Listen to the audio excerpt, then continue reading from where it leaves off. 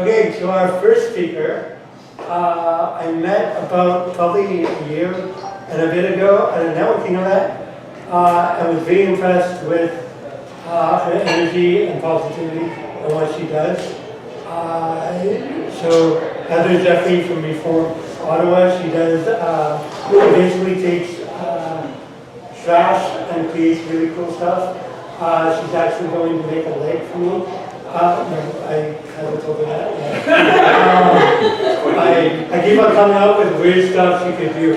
And she's like, yeah, we could do that. I'm like, okay. One day I'm going to stump you. I promise you. So yeah, so ladies and gentlemen, Heather Jeffrey.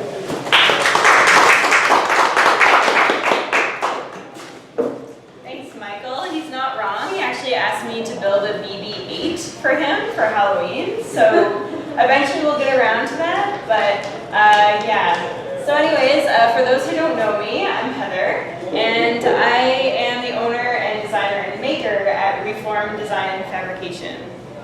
So I graduated from Carleton University about, let's say 5 years ago. I actually kind of lost track a little bit, but that's okay. And I found that when I graduated, I just kind of couldn't find where I wanted to go. So I fell into the rhythm of just working for someone because I wasn't sure what I wanted. And I ended up doing graphic design for a few companies. And I didn't want to fall into that spot because a lot of industrial designers move into the field of building things that will go into the landfill. And so they do stuff for like just products that eventually have a short lifespan and they just get tossed. So I really didn't like that idea, and I wanted to kind of step out of that zone and kind of start something new. So it definitely proved to be quite a challenge. It's still a challenge. It's very different, I think, from challenges typically like said today with certain people. In this case, it's a challenge of starting a business in design and fabrication in Ottawa. So what the point is with what I'm doing is I'm an environmental advocate, and I really am pursuing the greater good in terms of reducing waste from landfill in Ottawa. So the landfill situation in Ottawa, it's really not amazing. Every city has its challenges. So with Ottawa, we actually are opening up a new landfill, and I don't know if you know this, but the landfill is strictly dedicated to commercial industrial waste. So for the next like 5 to 8 years, it's going to be accepting over, I think it was something like 8 million tons of waste, and that's just from the commercial industry.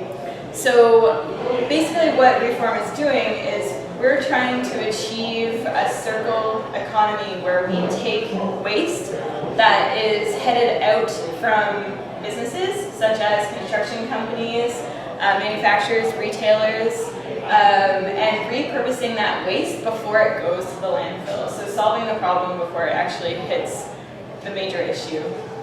And what we're doing is working with lots of other businesses, like the Museum of Nature. We actually get a lot of our materials from the Museum of Nature, so exhibits that are finished and they're done, they're unpacking it, taking it down.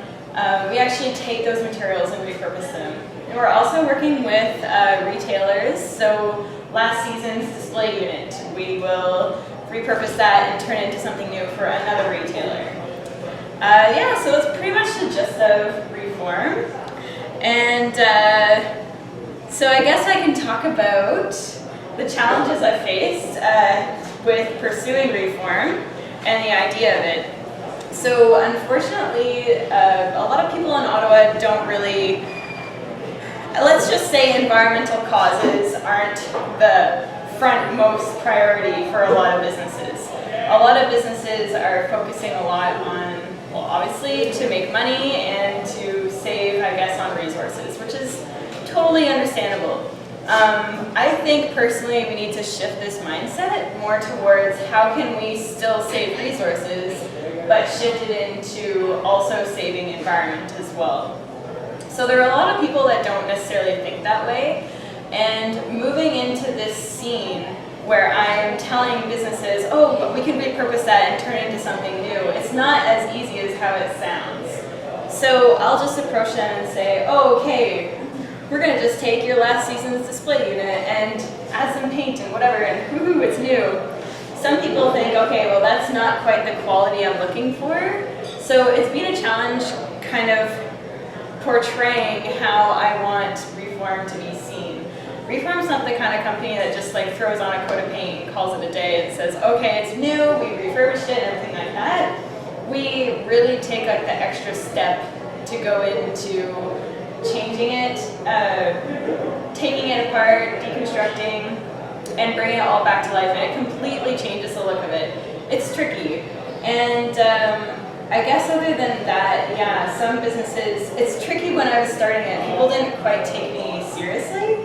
I guess as a younger girl, just graduated from university, and I walk into the Home Depot or whatever, and I'm buying a tool, and I'm like, woohoo, woohoo, new tools, this is fun. And the employee is like, oh, do you know how to use that? And I'm like, that's a fair question. Like, they can ask anybody that question. So I'm like, yes, I know how to use a tape measure.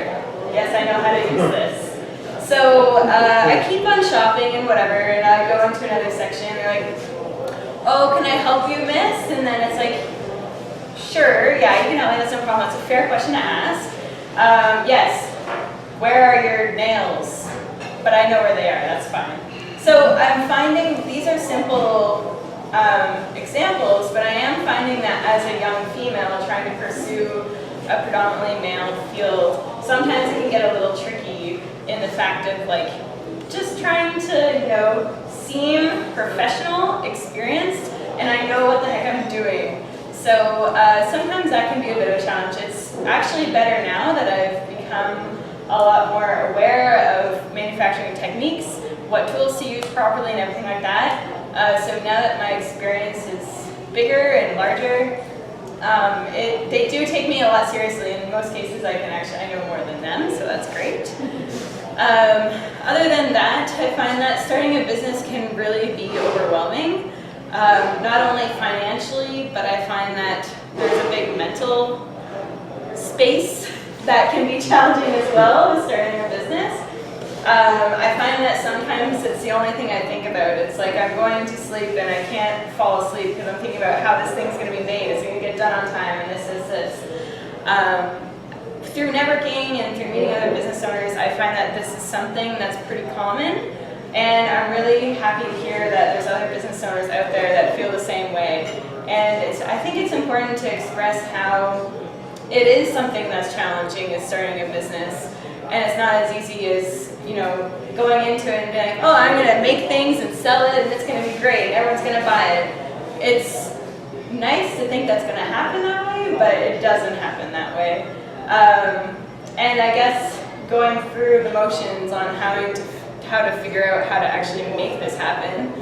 Yes, it's a challenge, but it's made me grow as a person significantly. Like I find that I can really portray myself in a positive but impactful way to people when I find before, let's say 5 years ago, I couldn't. So that has been really great as well in starting a business. But other than that, I think I've covered quite a few of my points on how it can be challenging, but I guess I can conclude my talk.